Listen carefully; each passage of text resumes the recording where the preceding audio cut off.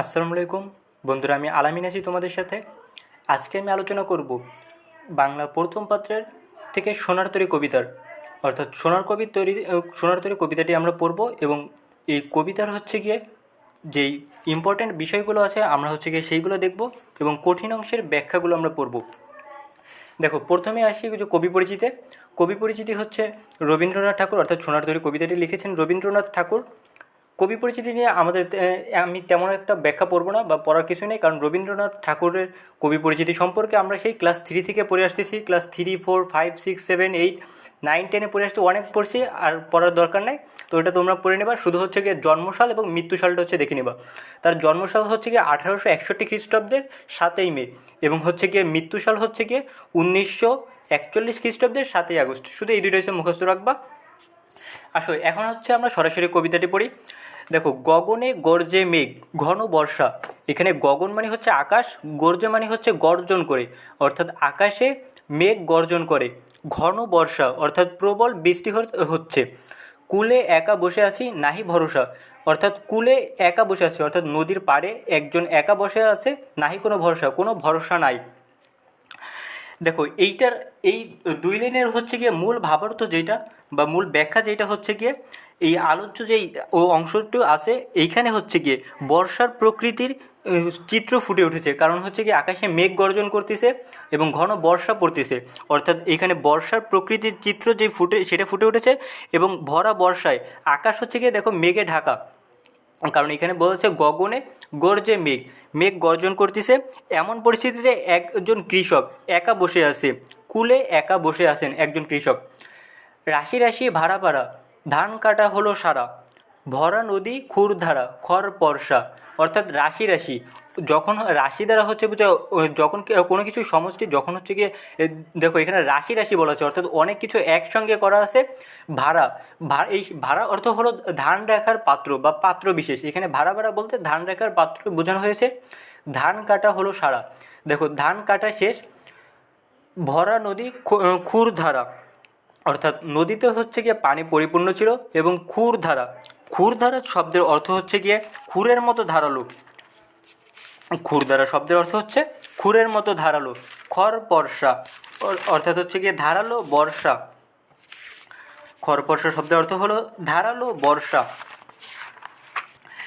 আচ্ছা, এইটুকুর অর্থ হলো যে ভাড়া ভাড়া শব্দের অর্থ হলো ধান রাখার পাত্র বিশেষ এবং ক্ষুরধারা, ক্ষুরধারা বলতে বোঝানো হয় ধারালো বর্ষা। আর খর বর্ষা মানে ক্ষুরধারা বলতে বোঝায় খুরের মতো ধারালো। ক্ষুরধারা মানে খুরের মতো ধারালো। আর খর বর্ষা মানে বোঝায় ধারালো বর্ষা। ধান কাটা সম্পন্ন হওয়ার পর কৃষক এই ভাড়া ভর্তি ধান অর্থাৎ পাত্র বোঝাই করে ধান নিয়ে ধান সাজিয়ে রেখেছেন। ঘোর বর্ষায় ভরা নদীর স্রোতে যেমন ধারালো, বর্ষার মতোই তীক্ষ্ণ হয়ে প্রবাহিত হচ্ছে স্রোত। আচ্ছা দেখো, যেই প্রথমে বলা বৃষ্টি হচ্ছে এবং এই বৃষ্টির ভিতরে একজন কৃষক, তিনি ধান কেটে নদীর পাড়ে একলা বসে আছে। এই যেই নদীর পাড়ে বসে আছে সেই নদীর বৃষ্টিতে নদীর স্রোত প্রবল হয়ে উঠেছে। নদীর স্রোত প্রবল এবং তীক্ষ্ণ হয়ে উঠেছে। কেমন তীক্ষ্ণ?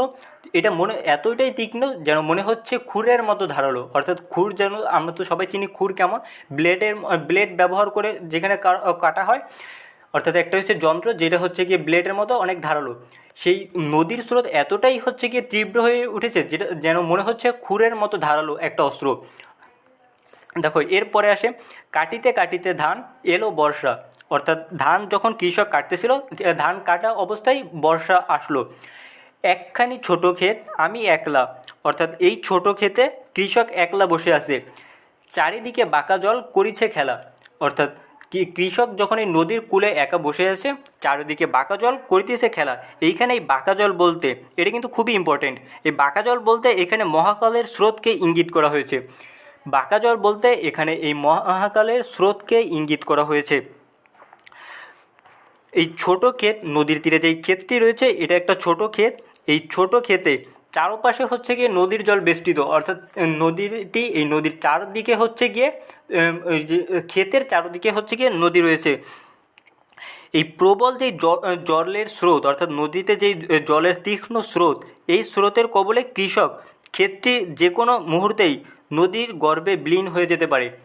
অর্থাৎ নদীর যে প্রবল স্রোত, এই স্রোতে ক্ষেতটি হচ্ছে যে কোনো সময় হচ্ছে গিয়ে বিলীন হয়ে যেতে পারে। অর্থাৎ হচ্ছে গিয়ে এই নদীর প্রবল স্রোতে যে কোনো সময় হচ্ছে গিয়ে ক্ষেতটি ডুবে যেতে পারে। নদীর জলের এই বিধ্বংসী অবস্থা বোঝাতেই এখানে এই বাঁকা জল ব্যবহার করা হয়েছে। এরপরে দেখো, পরপারে দেখি আঁকা তরুর ছায়ামশি মাখা গ্রামখানি ঢাকা।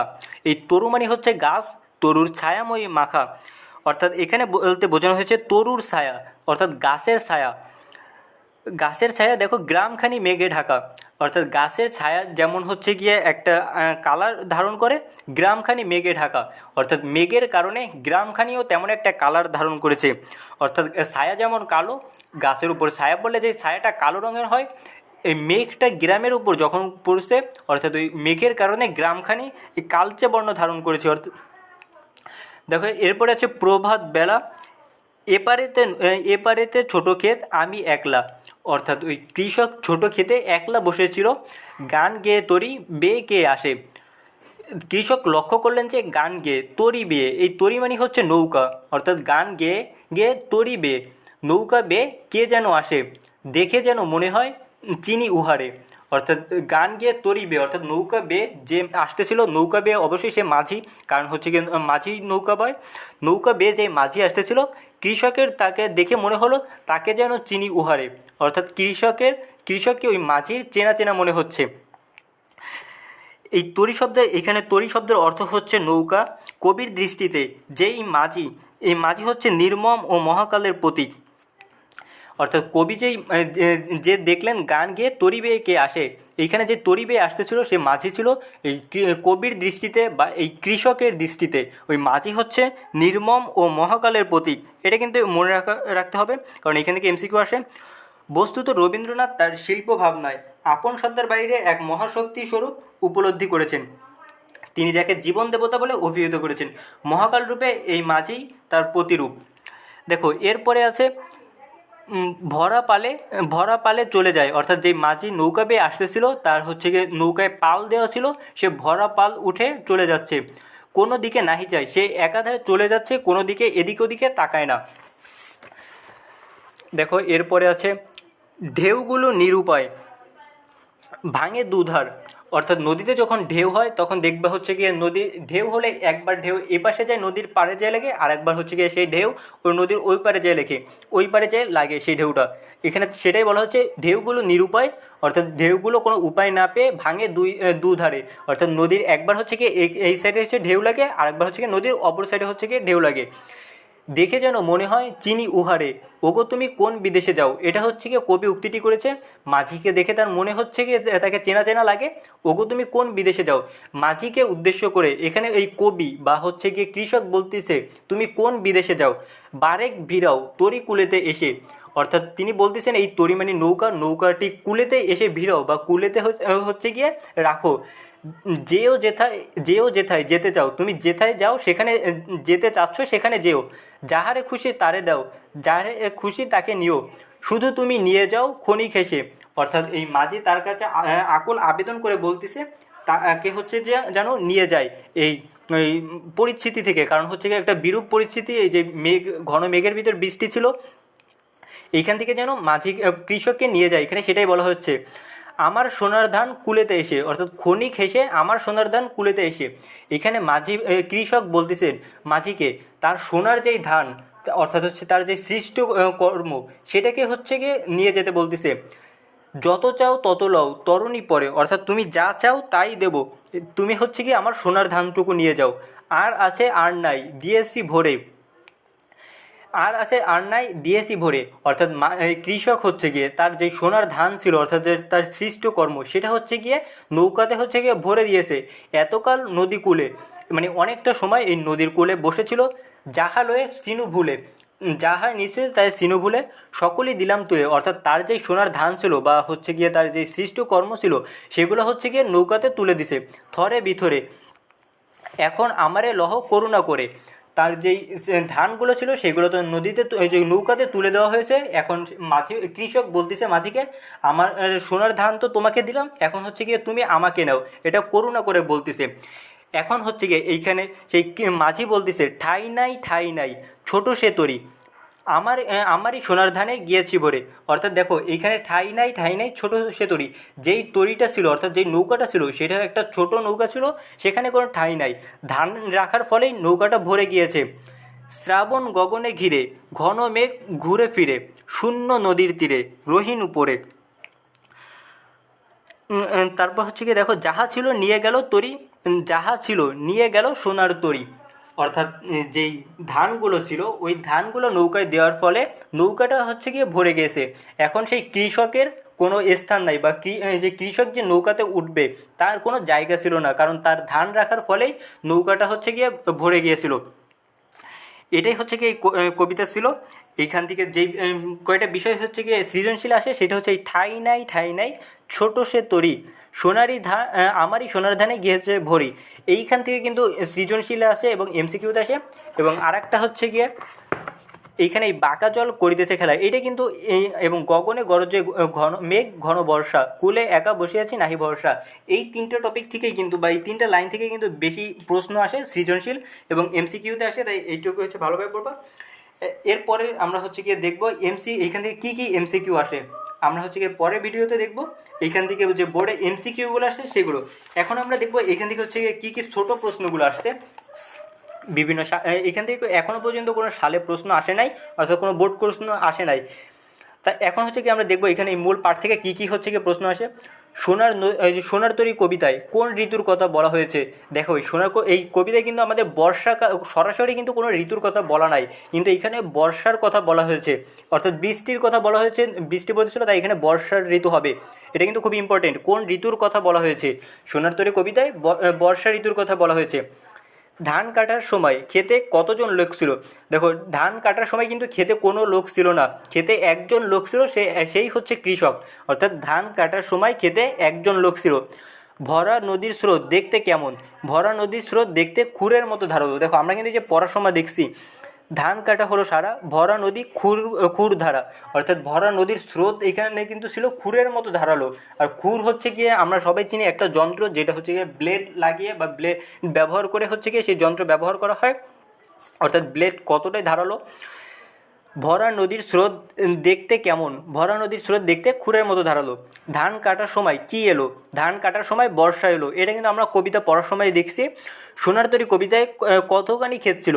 সোনার তরী কবিতায় কিন্তু একটা ক্ষেতের কথাই উল্লেখ করা হয়েছে, যেখানে হচ্ছে গিয়ে কবি ধান কেটে বসেছিল, নৌকার অভাবে সে হচ্ছে গিয়ে নিয়ে আসতে পারতেছিল না। ধান ক্ষেত্রের আকৃতি কিসের মতো ছিল? ধান ক্ষেত্রের আকৃতি ছোট একটা দ্বীপের মতো ছিল। ধান ক্ষেতের আকৃতি ছোট একটা দ্বীপের মতো ছিল।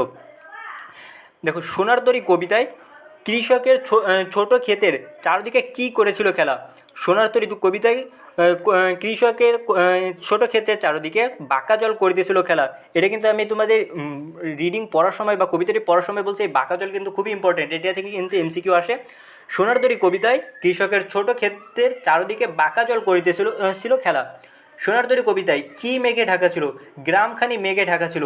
দেখো এই যে এটা হচ্ছে এইখান থেকে আসে, গ্রামখানি মেঘে ঢাকা, তরুর ছায়ামশি মাখা গ্রামখানি মেঘে ঢাকা, অর্থাৎ যে গ্রামটা ছিল সেটা মেঘে ঢাকা ছিল।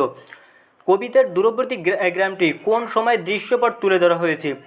কবিতার দূরবর্তী গ্রামটিতে সকালবেলার দৃশ্যপট তুলে ধরা হয়েছে।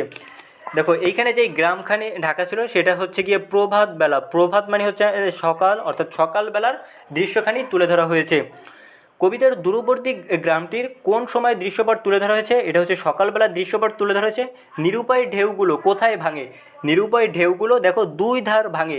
এটা হচ্ছে গিয়ে দেখো এই যে ঢেউগুলো নিরুপায় ভাঙে দুই ধার, অর্থাৎ যখন ঢেউ হয় তখন নদীর একবার হচ্ছে গিয়ে এক সাইডে লাগে, অপরবার সেই ঢেউটা হচ্ছে অন্য সাইডে লাগে, অর্থাৎ হচ্ছে নিরুপায় ঢেউগুলো নদীর দুই ধার ভাঙে। কাকে দেখে কবির পরিচিত মনে হয়েছে? মাঝিকে দেখে কবির পরিচিত মনে হয়েছে। দেখো এই যে এইখানে ছিল, ওগো তুমি কোথায় যাও কোন দেশে, দেখে যেন মনে হয় চিনি উহারে, দেখে যেন মনে হয় চিনি উহারে, অর্থাৎ যেই মাঝি হচ্ছে নৌকা চালে যেতেছিল, কবির হচ্ছে গিয়ে বা সেই কৃষকের ওনাকে দেখে চেনা মনে হচ্ছিল। ওগো তুমি কোথায় যাও কোন বিদেশে, কাকে বলা হয়েছিল? ওই মাঝিকে উদ্দেশ্য করে কবি বলেছিলেন বা হচ্ছে কৃষক বলেছিলেন, মাঝিকে উদ্দেশ্য করে। কৃষক ওগো বলে কাকে সম্বোধন করেছেন? কৃষক ওগো বলে মাঝিকে সম্বোধন করেছেন। কৃষক মাঝিকে কোথায় তরি ভেরানোর কথা বলেছে? নদীর কূলে তরি ভেরানোর কথা বলেছিল। দেখো এই যে বারেক ভিড়াও তরি কূলেতে এসে, অর্থাৎ নদীর পাড়ে এসে তরি ভিড়াও বা নৌকা ভিড়াও বা নৌকা থামাতে বলতেছিল। কবি তার সোনার ফসল কোথায় তুলে দিয়েছেন? কবি তার সব সোনার ফসল তরিতে তুলে দিয়েছেন, অর্থাৎ নৌকায় তুলে দিয়েছেন। শ্রাবণ গগন ঘিরে কি ঘুরে ফেরে? শ্রাবণ গগন ঘিরে মেঘ, ঘন মেঘ ঘুরে।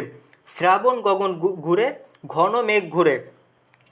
তারপর প্রশ্ন দেখো, শূন্য নদীর তীরে, এটা হচ্ছে মাত্রাবৃত্ত ছন্দ, কত মাত্রা?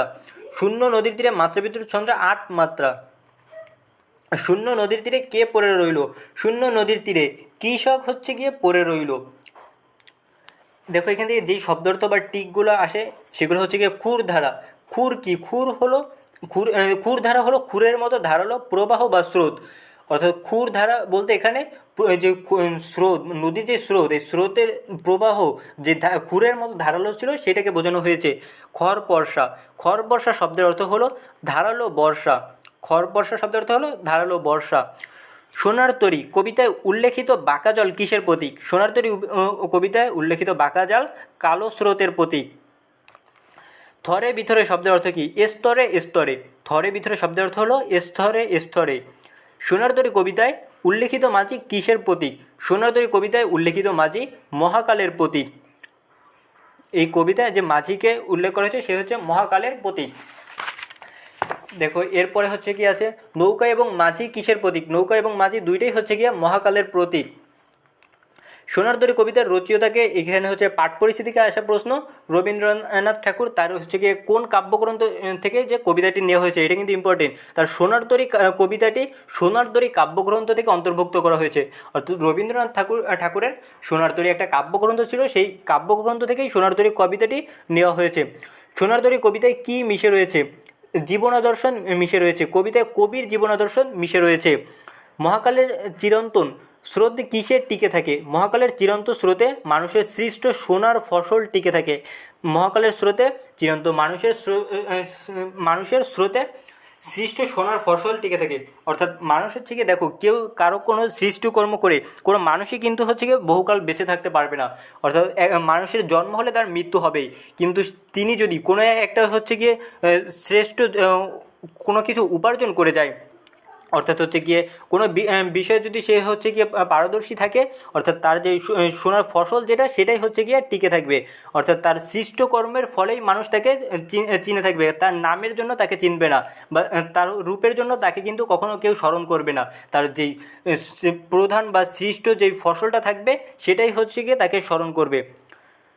সোনার তরী কবিতায় রূপকার্থে কার দুঃখ প্রকাশিত হয়েছে? সোনার তরী কবিতায় রূপকার্থে কবির দুঃখ প্রকাশিত হয়েছে, কারণ এখানে দেখো আমরা কবিতা পড়ার সময় দেখছি কবি হচ্ছে গিয়ে তার ধান কেটে কুলে হচ্ছে গিয়ে একা বসেছিলেন, তিনি হচ্ছে গিয়ে তার সেই ধানগুলো যে নিয়ে আসবে তার জন্য কোনো নৌকা পেতেছিল না, বৃষ্টির ছন্দ মেঘের দিনে সে হচ্ছে গিয়ে ধানগুলো নিয়ে নদীর পাশে একা বসেছিল। সোনার তরী কবিতাটি কোন ছন্দে রচিত? এটা একটা মাত্রাবৃত্ত ছন্দে রচিত। সোনার তরী কবিতাটি মাত্রাবৃত্ত ছন্দে রচিত। কবিতা মোট হচ্ছে গিয়ে দুইটা ছন্দে রচিত হয়, একটা হচ্ছে মাত্রাবৃত্ত ছন্দে রচিত হয়, আর একটা হচ্ছে অক্ষরবৃত্ত ছন্দে রচিত। এটা হচ্ছে কি মাত্রাবৃত্ত ছন্দে রচিত। সোনার তরী কবিতায় পূর্ণ পর্বর মাত্রা কত? পূর্ণ পর্বের মাত্রা হচ্ছে 8, এটা হচ্ছে 5 এবং 8 হচ্ছে পর্বের মাত্রা। এইখান থেকে 1 মার্কের প্রশ্ন বা কদাকের জন্য এই প্রশ্নগুলোই ছিল এখান থেকে।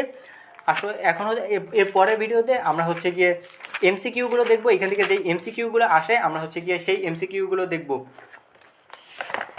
দেখো এখান থেকে আমরা হচ্ছে গিয়ে কিছু এমসিকিউগুলো দেখি আজকে। ওগো তুমি, এগুলো হচ্ছে গিয়ে অনুসন্ধানের প্রশ্ন যেগুলো বইতেই দেওয়া ছিল। ওগো তুমি কোথায় যাও কোন বিদেশে, এখানে তুমি কে? এখানে তুমি বলতে হচ্ছে গিয়ে মাঝিকে বোঝানো হয়েছে। আমরা যখন দেখছি কবিতা পড়ছি তখন হচ্ছে গিয়ে দেখো ওই যে কৃষক মাঝিকে উদ্দেশ্য করে বলেছিলেন ওগো তুমি কোথায় যাও কোন বিদেশে, এখানে মাঝিকে উদ্দেশ্য করে বোঝানো হয়েছে, তুমি বলতে মাঝিকে বোঝানো হয়েছে। কবি ছোটক্ষেত বলতে কি বোঝাতে চেয়েছেন? কবি ছোটক্ষেত বলতে মানুষের জীবন পরিধিকে বোঝাতে চেয়েছেন। কবি ছোটক্ষেত বলতে এখানে জীবন পরিচিতিকে বোঝাতে চেয়েছেন। দেখো এখানে একটা উদ্দীপক দেওয়া আছে, জয়নুল আবেদিন বিখ্যাত চিত্রশিল্পী, তিনি শিল্পাচার্য নামে পরিচিত। তার বিখ্যাত চিত্রকর্মের মধ্যে রয়েছে দুর্ভিক্ষের চিত্রমালা, সংগ্রাম, সাঁওতাল রমণী, ঝড় এবং আরও অনেক ছবি। পৃথিবীর মানুষ এই শিল্পের পেন্সিলের আঁচড়ে প্রতিফলিত দুর্ভিক্ষতাড়িত মানুষও সেই সময়কে আজও অনুভব করে। বর্তমানে ঢাকা বিশ্ববিদ্যালয়ের চারুকলা অনুষদের প্রতিষ্ঠায় তিনি ছিলেন পুরোধা ব্যক্তিত্ব। দেখো এখান থেকে যে প্রশ্নটা আসছে, জয়নুল আবেদিনের সঙ্গে সোনারতরী কবিতায় কিসের সাদৃশ্য রয়েছে? দেখো জয়নুল আবেদিন যেমন হচ্ছে গিয়ে তার সৃষ্টকর্মের ফলে আমাদের সবার কাছে পরিচিত বা একজন মহৎ ব্যক্তি, তিনি হচ্ছে গিয়ে জীবনে যেই সৃষ্ট কর্মটা করেছেন তার জন্যই কিন্তু তাকে সবাই হচ্ছে গিয়ে স্মরণ করে। এখানে বলা হয়েছে গিয়ে জয়নুল আবেদিনের সঙ্গে সোনারতরী কবিতায় কিসের সাদৃশ্য রয়েছে? কবিতায় হচ্ছে গিয়ে এখানে কৃষকের সঙ্গে সাদৃশ্য রয়েছে, কারণ কৃষক হচ্ছে গিয়ে তার যে সোনার ধানগুলো ছিল সেই ধানগুলোকে কেটে বসেছিলেন, সেটাই ছিল তার সৃষ্ট কর্ম।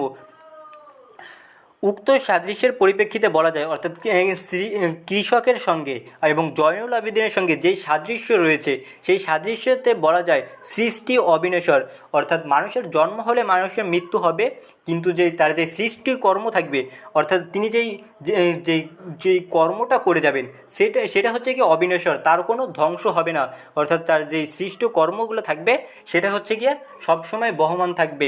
দেখো এখানে জয়নুল আবেদিনের কথা বলা হয়েছে, সেই জয়নুল আবেদিন কবে মারা গেছেন, কিন্তু তার যে সৃষ্ট কর্ম, তিনি যে হচ্ছে চিত্রশিল্পী ছিলেন, তার সেই চিত্রগুলোর জন্য বা তার সৃষ্ট কর্মের জন্যই এখনও পর্যন্ত আমরা তাকে স্মরণ করি। এরকম প্রতিটা ব্যক্তিকেই বা প্রতিটা হচ্ছে বিজ্ঞানী বা ব্যক্তিত্ব, কবি, লেখককে আমরা শুধুমাত্র তার সৃষ্ট কর্মের জন্যই তাকে হচ্ছে গিয়ে স্মরণ করে থাকি।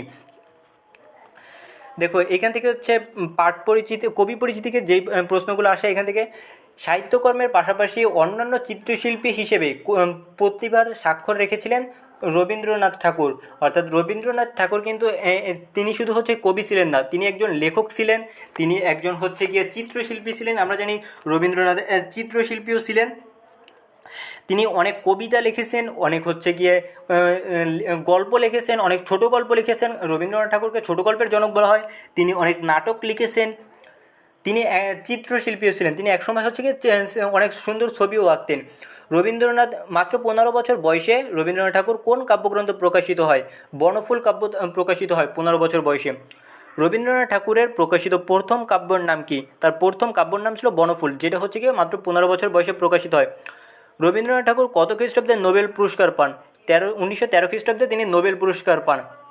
সেটা হচ্ছে গীতাঞ্জলির জন্য তিনি নোবেল পুরস্কার লাভ করেন। দেখো এই গীতাঞ্জলির হচ্ছে গিয়ে ইংরেজি নাম হচ্ছে গিয়ে সং অফারিংস। এটা কিন্তু হচ্ছে মনে রাখবা। বালাকা কাব্যগ্রন্থটি কার লেখা? বালাকা কাব্যগ্রন্থটি রবীন্দ্রনাথ ঠাকুরের লেখা। নিচে কোনটি রবীন্দ্রনাথ ঠাকুরের কাব্যগ্রন্থ? দেখো এখানে তার যে কাব্যগ্রন্থগুলো আছে সেগুলোকে আমরা হচ্ছে কি তার কবি পরিচিতি থেকে পড়ব। এখান থেকে কিন্তু আসে। দেখো মানসী, সোনারতরী, চিত্রা, খনিকা, বালাকা, পুনাস জন্মদিনে শেষ লেখা তার হচ্ছে অন্যতম শ্রেষ্ঠ কাব্যগ্রন্থ। অর্থাৎ তার যেই উল্লেখযোগ্য কাব্যগ্রন্থ ছিল সেইগুলো হচ্ছে কি এই কয়টা: মানসী, সোনারতরী, চিত্রা, খনিকা, বালাকা, পুনস জন্মদিনে শেষ লেখা, এই কটা হচ্ছে কি তার কাব্যগ্রন্থ। আমরা হচ্ছে কি এই কাব্যগ্রন্থগুলো এগুলো মুখস্থ রাখবো। এইখান থেকে কিন্তু প্রায় এমসিকিউ আসে।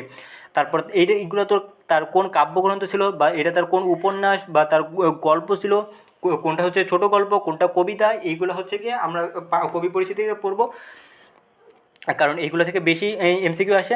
দেখো তার কাব্য নাট্য, যে কাব্য নাট্যগুলো ছিল সেটা ছিল হচ্ছে বিসর্জন এবং চিত্রাঙ্গদ, এইটা দুইটা ছিল তার হচ্ছে গিয়ে কাব্য নাট্য।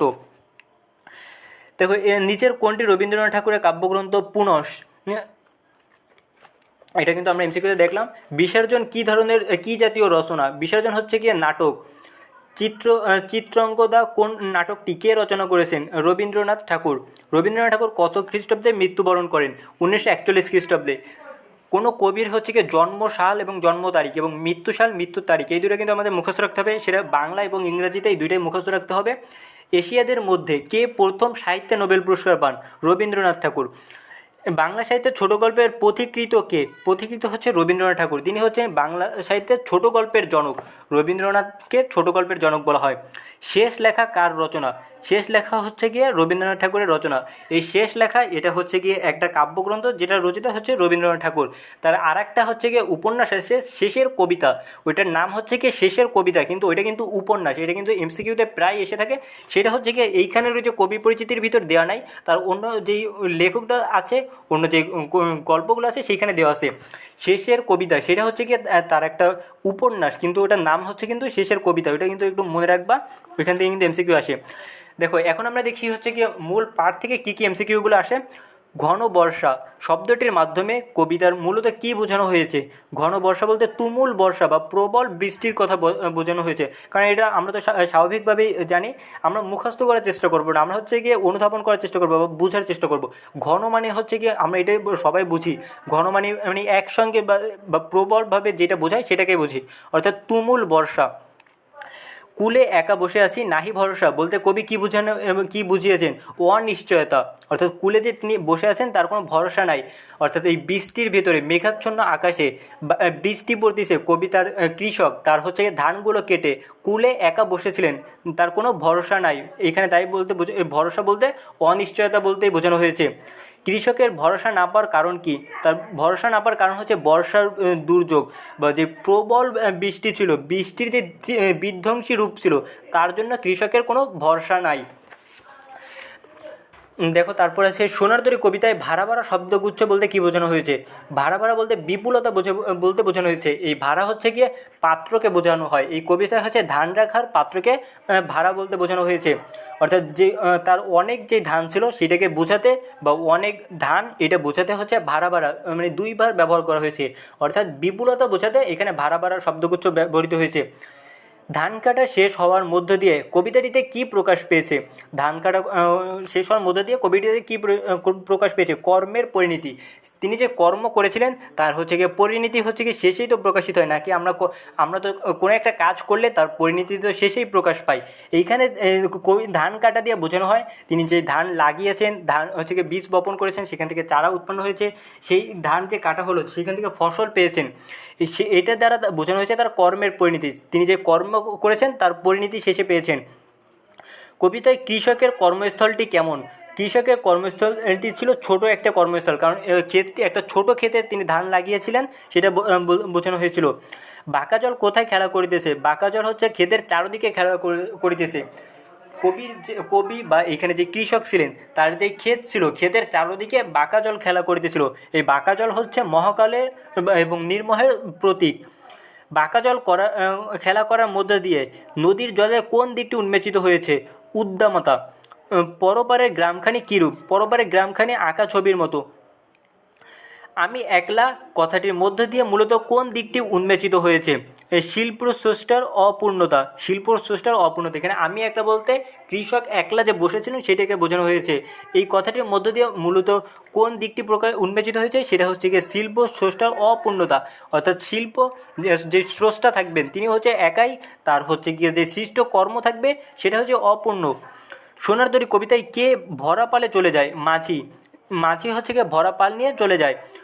মহাকালের প্রতীক মাঝি নিরাসক্ত, কোনো দিকে তার দৃষ্টিপাত নেই, সে নির্বিকারভাবে চলে যায়। অর্থাৎ দেখো আমরা হচ্ছে কি রিডিং পড়ার সময় দেখেছিলাম যে মাঝি চলে যেতেছিলেন, অর্থাৎ পাল বেয়ে অর্থাৎ নৌকা বেয়ে যে চলে যেতেছিলেন।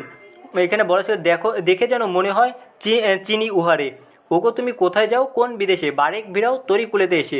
অর্থাৎ মাঝি হচ্ছে গিয়ে সে হচ্ছে নৌকা বেয়ে চলে যেতেছিলেন, কোনো এদিকে ওদিকে তাকান নাই, তিনি হচ্ছে গিয়ে তার নৌকা বেয়ে চলে যেতেছিলেন। সোনার তরী কবিতায় কোন ঋতুর প্রভাব লক্ষ্য করা যায়? বর্ষা ঋতুর। এখানে কবিতায় কিন্তু সরাসরি উল্লেখ করা নাই কোন ঋতুর কথা, কোন ঋতুর প্রভাব বা কোন ঋতুর লক্ষ্য করা যায়, কিন্তু এখানে বর্ষাকাল নিয়ে যেহেতু আলোচনা করা হয়েছে তাই এটা বর্ষা ঋতু হবে, কারণ প্রথমেই বলা হয়েছে কবিতার শুরুতেই গগনে গরজে মেঘ ঘন বর্ষা, অর্থাৎ আকাশে মেঘ হচ্ছে গিয়ে গর্জন করিতেছে, ঘন বর্ষা হচ্ছিল, অর্থাৎ এটা বর্ষা ঋতু হবে। বৈরী পরিবেশে গান গাইতে গাইতে মাঝির এগিয়ে আসা তার কোন বৈশিষ্ট্যের নিদর্শন করে? এটা হচ্ছে গিয়ে তার নির্মোহ মনোভাব লক্ষ্য করা যায় মাঝি। নৌকার মাঝি কিভাবে চলে যায়? নৌকার মাঝি ভরা পালে চলে যায়, অর্থাৎ পাল তুলে মাঝি চলে যাচ্ছিল।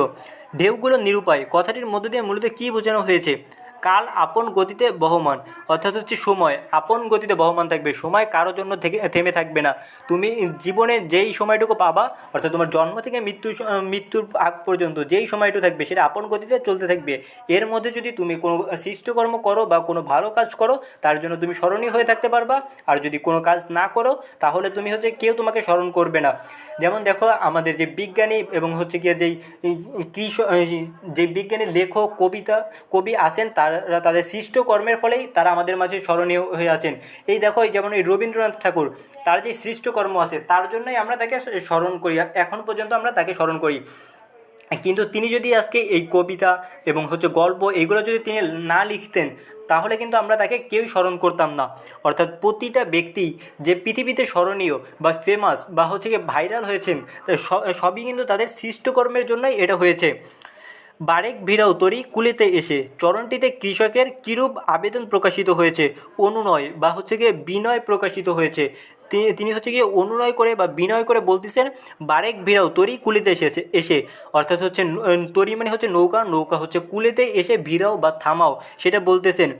কৃষককে দেখে সোনার তরির মাঝির কেমন অনুভূত হয়, নির্বিকার থাকে।